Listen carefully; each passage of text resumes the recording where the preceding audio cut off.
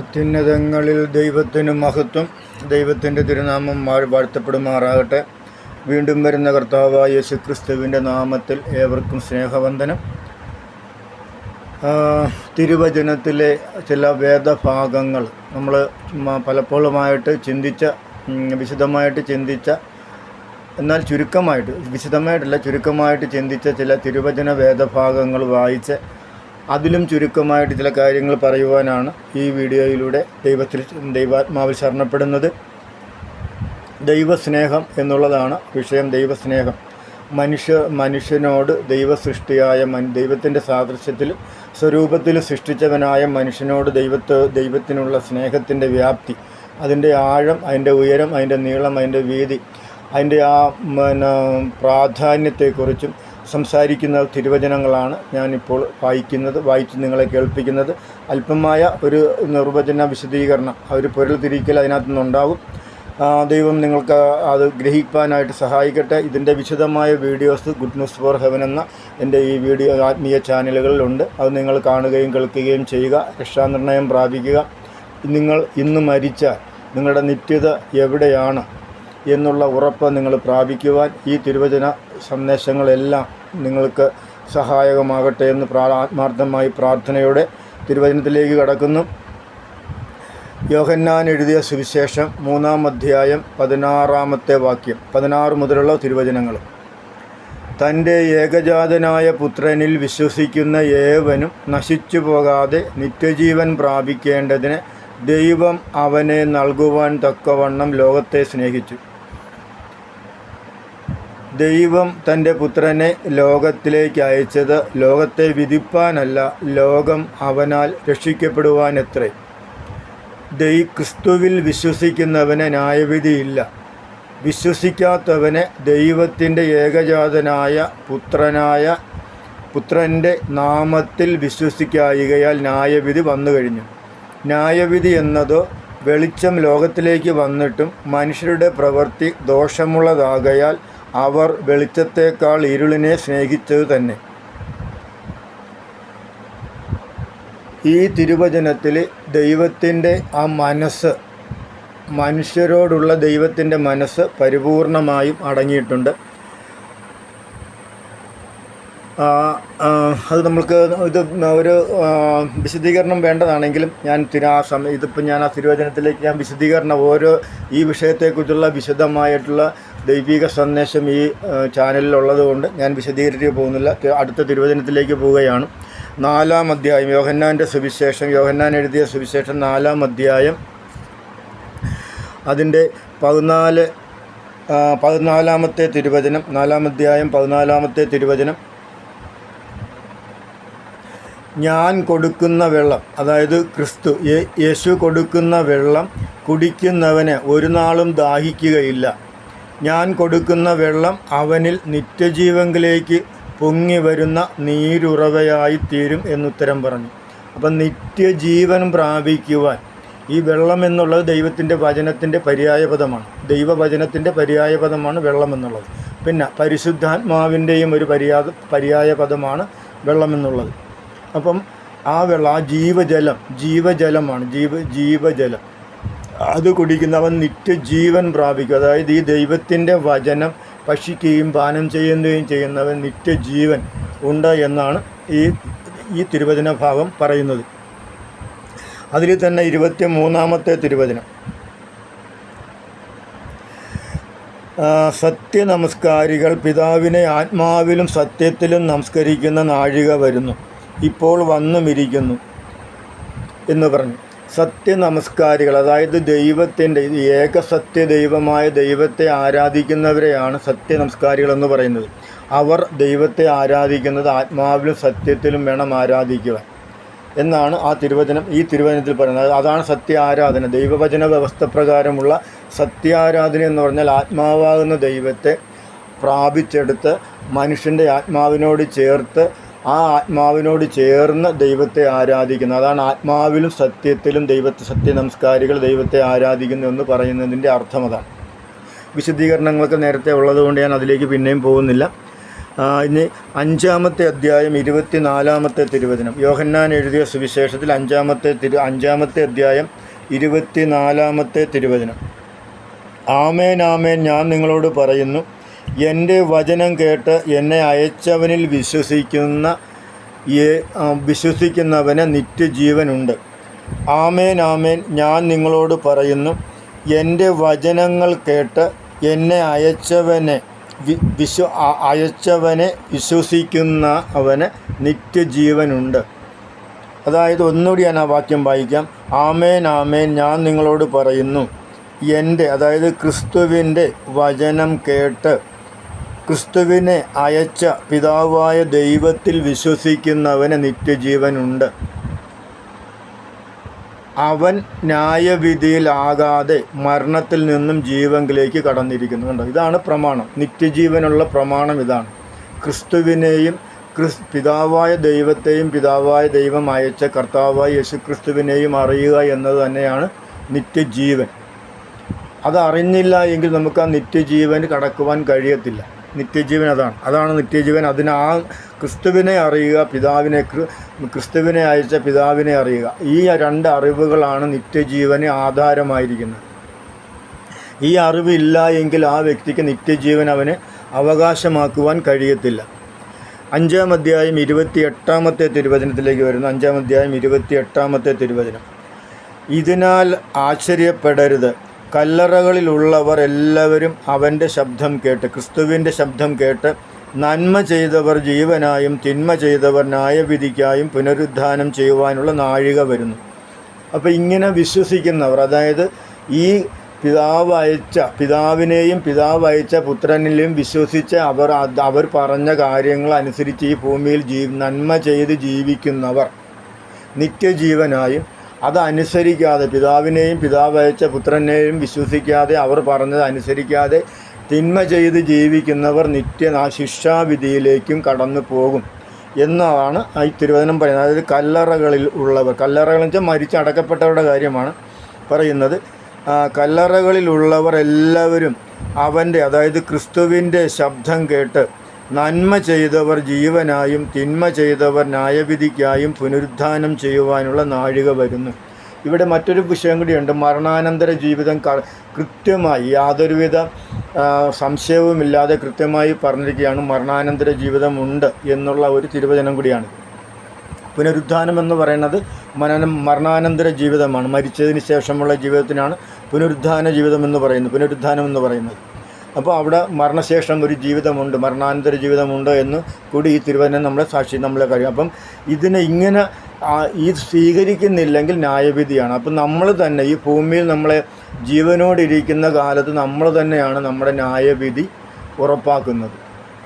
നിത്യജീവനും ന്യായവിധിയും ഉറപ്പാക്കി മരണത്തിലൂടെ കടന്നുപോയി അത് പ്രാപിച്ചെടുക്കുന്നത് നാം ഓരോരുത്തരും തന്നെയാണ്. അതിന് മറ്റൊരാൾക്കും ഉത്തരവാദിത്വമില്ല. ദൈവത്തിനോ ദൈവത്തിൻ്റെ സൃഷ്ടിയായ മനുഷ്യർക്കോ അതിന് ഉത്തരവാദിത്വമില്ല. നാം ഓരോരുത്തരുമാണ് അതിന് ഉത്തരവാദി.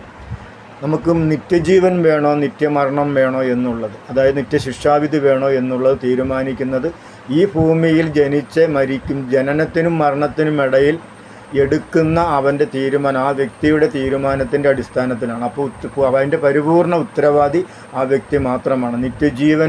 നിത്യജീവൻ അവൻ പ്രാപിക്കാനോ അതിൻ്റെ ഉത്തരവാദിയും അവൻ തന്നെ. നിത്യനരകത്തിലേക്ക് പോവുകയാണെങ്കിൽ അതിൻ്റെ ഉത്തരവാദിയും അവൻ തന്നെ.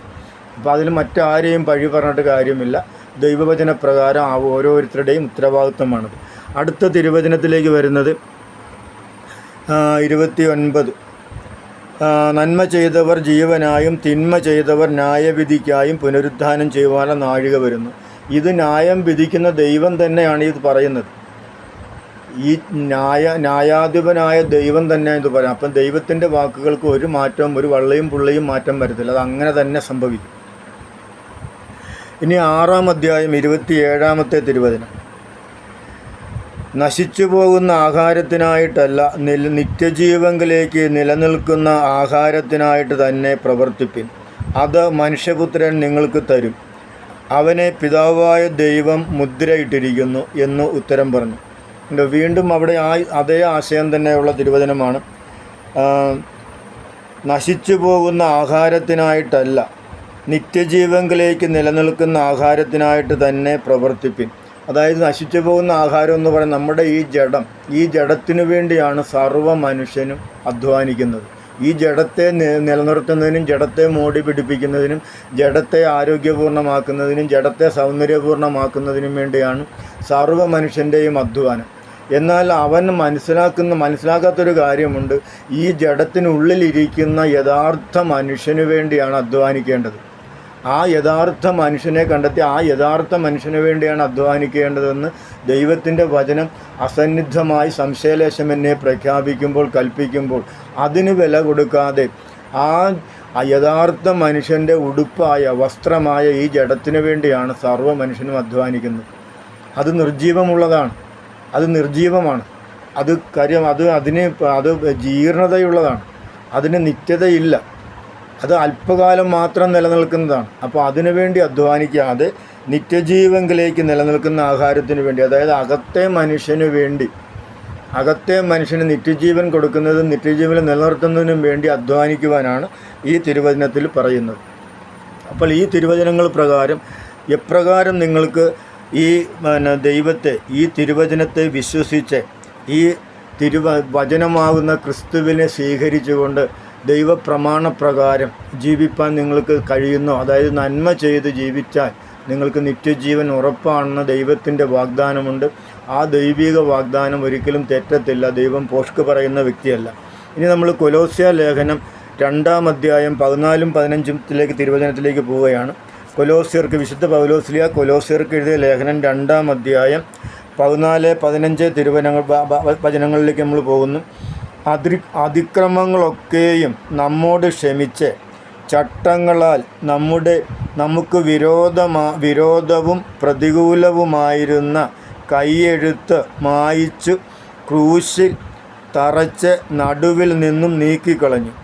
വാഴ്ചകളെയും അധികാരങ്ങളെയും ആയുധവർഗം വെപ്പിച്ചു. ക്രൂശിൽ അവരുടെ മേൽ ജയോത്സവം കൊണ്ടാടി അവരെ പരസ്യമായ കാഴ്ചയാക്കി. ഇത് ദൈവത്തിൻ്റെ ആ രക്ഷാകര പദ്ധതിയുടെ പൂർണ്ണതയുടെ ഒരു അവസ്ഥയാണ്. അതിൻ്റെ പരിപൂർണത, സകലതും നിവൃത്തിയായി, ടെസ്റ്റ്ലെസ്റ്റായി എന്ന് കർത്താവ് പറഞ്ഞ് തൻ്റെ ജീവനും പ്രാണനും ആത്മാവിനെയും ദൈവകരങ്ങളിൽ ഏൽപ്പിച്ചു കൊടുത്ത ആ കാര്യത്തെക്കുറിച്ച്, അതിൻ്റെ പൂർണ്ണതയെക്കുറിച്ച് ലേഖനത്തിൽ പരിശുദ്ധാത്മാവ് എഴുതി വച്ചിരിക്കുന്ന കാര്യമാണ്. അവിടെ സംഭവിച്ച കാര്യം എന്താണ്, ക്രൂശിൽ സംഭവിച്ചത് എന്താണ് എന്ന് വ്യക്തമായിട്ട് എഴുതി വച്ചിരിക്കുന്ന കാര്യമാണ്. അപ്പോൾ ഇത് നമ്മൾ പൂർണ്ണമായിട്ട് വിശ്വസിക്കുക. ദൈവത്തിൻ്റെ വചനത്തിൽ അവിടെ വാഴ്ചകളെയും അധികാരങ്ങളെയും ആയുധവർഗം വെപ്പിച്ച്, ഈ വാഴ്ചകളും അധികാരങ്ങളെന്നുള്ളത് ഈ ലോകം മുഴുവനും സാത്താൻ്റെ അടിമത്തത്തിന് കീഴിൽ കിടക്കുക. സാത്താനാണ് അതിനെ വാഴുന്നത്, സാത്താൻ്റെ അടിമത്തത്തിലാണ്, സാത്താൻ്റെ നിയന്ത്രണത്തിലാണ്. അപ്പോൾ ആ സാത്താൻ്റെ വാഴ്ചകളെയും അധികാരങ്ങളെയും ആയുധവർഗം, അവൻ്റെ ആയുധവർഗം വെപ്പിച്ചു. എവിടെ? ക്രൂശിൽ അതിന്മേൽ ജയോത്സവം കൊണ്ടാടി അവനെ പരസ്യമായ കാഴ്ചയാക്കി. അതായത് സാത്താൻ്റെ മേൽ കർത്താവായ യേശുക്രിസ്തു ക്രൂശിൽ വരിച്ച ജയോത്സവം, അതായത് ജയകരമായ ആ ജയോത്സവമാണ്. ആ ജയകരമായ ജീവിതത്തെക്കുറിച്ചാണ്, ആ പ്രവൃത്തിയെക്കുറിച്ചാണ് ഇവിടെ പറയുന്നത്. വാഴ്ചകളെയും അധികാരങ്ങളെയും, അതിൻ്റെ മുമ്പുള്ള വാക്യം 14-ാമത്തെ വാക്യം കൂടി വായിക്കാം. അതിക്രമങ്ങളൊക്കെയും നമ്മോട് ക്ഷമിച്ച് ചട്ടങ്ങളാൽ നമുക്ക് വിരോധവും പ്രതികൂലവുമായിരുന്ന കൈയെഴുത്ത് മായിച്ച് ക്രൂശിൽ തറച്ചു നടുവിൽ നിന്ന് നീക്കിക്കളഞ്ഞു. അതായത് ന്യായപ്രമാണത്തെ, പ്രവൃത്തിയാലുള്ള നീതീകരണത്തെ എല്ലാം നീക്കിക്കളഞ്ഞു. പ്രവൃത്തിയാൽ മനുഷ്യന് നീതീകരിക്കാൻ നീതീകരണം ലഭിക്കത്തില്ല എന്നുള്ള ആ കാര്യം കൊണ്ട് പഴയ നിയമത്തെ, ന്യായപ്രമാണത്തെ നടുവിൽ നിന്ന് നീക്കിക്കളഞ്ഞു. തിരശ്ശീല രണ്ടായിട്ട് കീറി, ദേവാലയത്തിലെ തിരശ്ശീല രണ്ടായിട്ട് കീറി കൃപാസനത്തിലേക്ക് അടുത്ത് ചെല്ലുവാൻ, ഏതൊരു മനുഷ്യനും ദൈവത്തിൻ്റെ സന്നദ്ധിയിലേക്ക് അടുത്ത് ചെന്ന് തൻ്റെ ആ കാര്യങ്ങൾ പറയുവാൻ ഉള്ള ആ ഒരു പരിപൂർണ സ്വാതന്ത്ര്യത്തിലേക്ക് ആ തടസ്സം നീക്കിക്കളഞ്ഞു, നടുച്ചുവർ നീക്കിക്കളഞ്ഞു. തിരശ്ശീല രണ്ടായിട്ട് കീറി മനുഷ്യനെ ദൈവവുമായി നിരപ്പിച്ചു.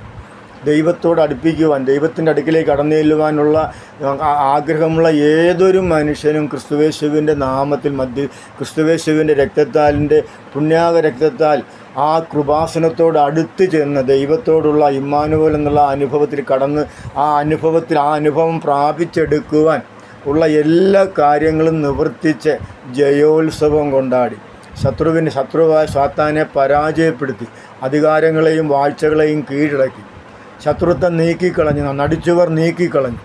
അതാണ് ഈ ദൈവവചനത്തിൽ പറഞ്ഞത്. അപ്പോൾ ഇനി നാം ചെയ്യേണ്ടത് ഈ തിരുവചനത്തിൽ വിശ്വസിക്കുക, അതൊന്ന് ഏറ്റെടുക്കുക എന്നുള്ളതാണ്. ആ ഏറ്റെടുത്ത് നമ്മൾ നമ്മുടെ ആ ജീവിതത്തിൽ ഒരു അനുഭവമാക്കി തീർക്കുക എന്നുള്ളതാണ് തിരുവചനത്തിലെ തിരുവചനം നമ്മളെ പഠിപ്പിക്കുന്നത്. അത് നമ്മൾ വിശ്വാസത്താൽ മാത്രമാണ് ചെയ്യാൻ പറ്റുന്നത്. കാര്യം കൃപായുഗത്തിൽ നമ്മൾക്ക് ദൈവത്തിൻ്റെ സന്നദ്ധിയിൽ നമ്മൾ എത്തുന്നത് മുഴുവനും വിശ്വാസത്താലാണ്.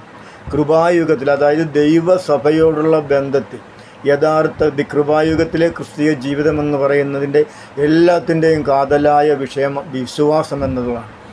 അതായത് പിതാവിലും പിതാവ് അയച്ച പുത്രനിലും അവർ പറഞ്ഞ ദൈവത്തിൻ്റെ വചനത്തിലുമുള്ള വിശ്വാസം, അനുസരണം, ഇതാണ് ഇതിൻ്റെ അടിസ്ഥാനം. അപ്പോൾ അങ്ങനെ നമ്മൾ ആ വിശ്വാസത്താലും അനുസരണത്താലും ദൈവവചനത്തിലുള്ള വിശ്വാസത്താലും ദൈവവചനത്തിലുള്ള അനുസരണത്താലും മാത്രമേ നമുക്ക് നിത്യജീവൻ പ്രാപിക്കുവാനായിട്ട് കഴിയത്തുള്ളൂ. അതിന് ഒരു പ്രവൃത്തിയും ആവശ്യമില്ല, ഒരു ആചാര അനുഷ്ഠാനങ്ങളും ആവശ്യമില്ല, പണം മുടക്കണ്ട, ഒരു നേർച്ച കാഴ്ചകൾ നടത്തണ്ട, ഒന്നും നടത്തണ്ട.